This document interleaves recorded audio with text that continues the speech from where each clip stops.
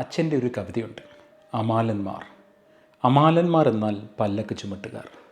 പഴയകാലത്ത് വലിയ വലിയ ജന്മികളും അതുപോലെ വലിയ ഇല്ലങ്ങളിലും മനകളിലും ഉള്ളവർ, വലിയ രാജകൊട്ടാരത്തിൽ രാജകുടുംബാംഗങ്ങൾ, ഇവരൊക്കെ യാത്ര ചെയ്തിരുന്നത് ഈ പല്ലക്കുകളിലായിരുന്നു.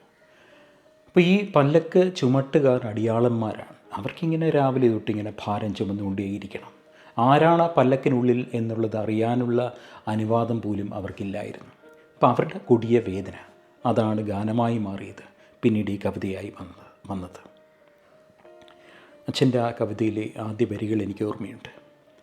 മൂടിയ മഞ്ചേലും തോളിലേറ്റിക്കൊണ്ടു പാടുന്നു ഞങ്ങളമാലന്മാർ, ഉള്ളിലിരിപ്പത് രാജാവോ കള്ളനോ കാവ്യോ കന്യാവോ.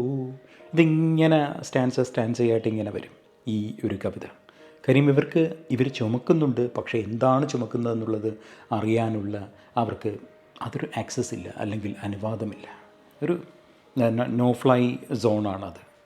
കാപ്പ കാസബോവ എന്ന ബൾഗേറിയൻ എഴുത്തുകാരിയുണ്ട്. അവരുടെ ഒരു കവിതയാണ് ദ ഡോർ. ഞാൻ ആ ഡോർ എന്നുള്ള കവിത എപ്പോഴൊക്കെ വായിച്ചു കഴിഞ്ഞാലും അച്ഛൻ്റെ അമാലന്മാർ എന്നുള്ള കവിതയാണ് എൻ്റെ മനസ്സിലേക്ക് വരുന്നത്. ദ ഡോർ എന്ന ഈ കവിത തുടങ്ങുമ്പോൾ കവി ഇങ്ങനെ ആ കഥാപാത്രത്തിനെ അഡ്രസ്സ് ചെയ്യാണ്.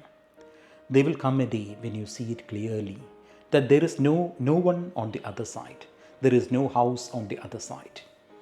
എത്രയോ നാൾ കൊണ്ട് ഒരു ജീവിതകാലം മുഴുവൻ മുട്ടുന്ന വാതിലിനപ്പുറം ആരുമുണ്ടായിരുന്നില്ല എന്നുള്ള തിരിച്ചറിവ്, അത് നീ തിരിച്ചറിയും, അത് നീ കാണും.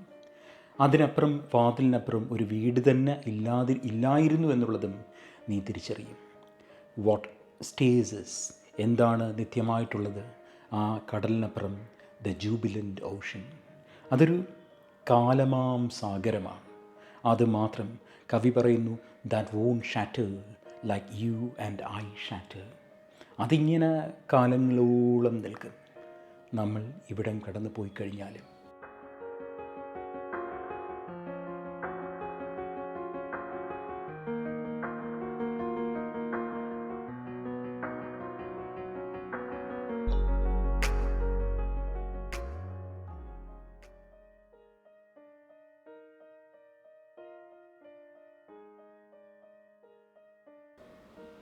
One day you will see clearly you have been knocking on a door without a house. You have been waiting, shivering, yelling words of badly concealed and excessive hope. Where you saw a house, there will just be another side. One day you will see clearly there is no one on the other side. Except, as ever, the jubilant ocean which won't shatter ceramically like a dream when you and I shatter. But not yet. Now you wait outside, watching the blue arches of mornings that will break but are now perfect. ഇതുവരെയും അത് തകർന്നിട്ടില്ല. ആ വാതിൽ തുറന്ന് നിങ്ങൾക്ക് ഇച്ഛാഭംഗം വന്നിട്ടില്ല. കവി പറയുകയാണ്, ആ ബ്ലൂ ആർച്ചസ് ഓഫ് മോർണിംഗ്സ് എപ്പോഴും തകരാതെ അതിങ്ങനെ പെർഫെക്റ്റ് ആയിട്ട് നിൽക്കുകയാണ്. So you have to enjoy the moment, but you will know that all these things will be gone from our life. But not yet.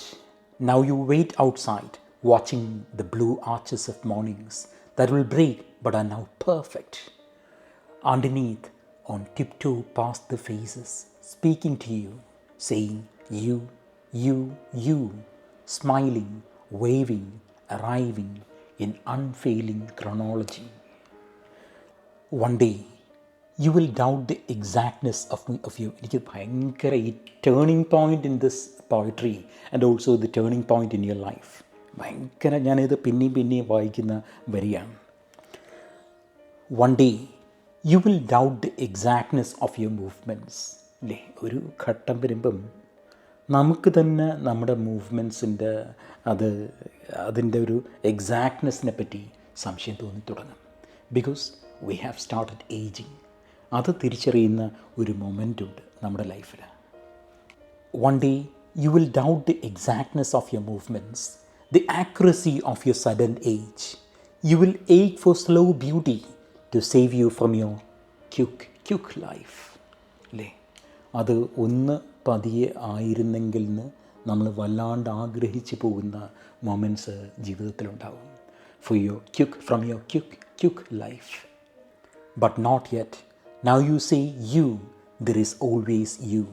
You fill the yawn of time and surrounds you until you knock the door down one day and walk over to the other side where nothing will be revealed. There will come a day when you knock the door down. നിങ്ങൾ മുട്ടിക്കൊണ്ടിരിക്കുന്ന വാതിൽ തകർത്ത് നിങ്ങൾ അപ്പുറത്തെത്തും എന്നാണ് പറയുന്നത്. It is the day you realize there is nothing on the other side. ആ വാതിലിനപ്പുറം, നിങ്ങളൊരു ജന്മം മുഴുവൻ മുട്ടിക്കൊണ്ടിരുന്ന ആ വാതിലിനപ്പുറം ഒന്നും തന്നെ ഇല്ലായിരുന്നു എന്നുള്ള ആ ഒരു തിരിച്ചറിവ്. There will come a day, പോയിട്ട് പറയാൻ. But not yet. Now let's say you see a door and knock and wait for your knocks to be heard.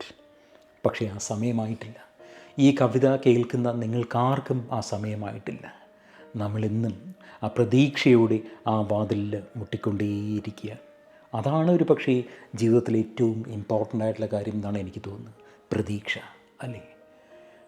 നമ്മൾ എന്തൊക്കെ ചെയ്തു കഴിഞ്ഞാലും we are not able to postpone what is inevitable in our life.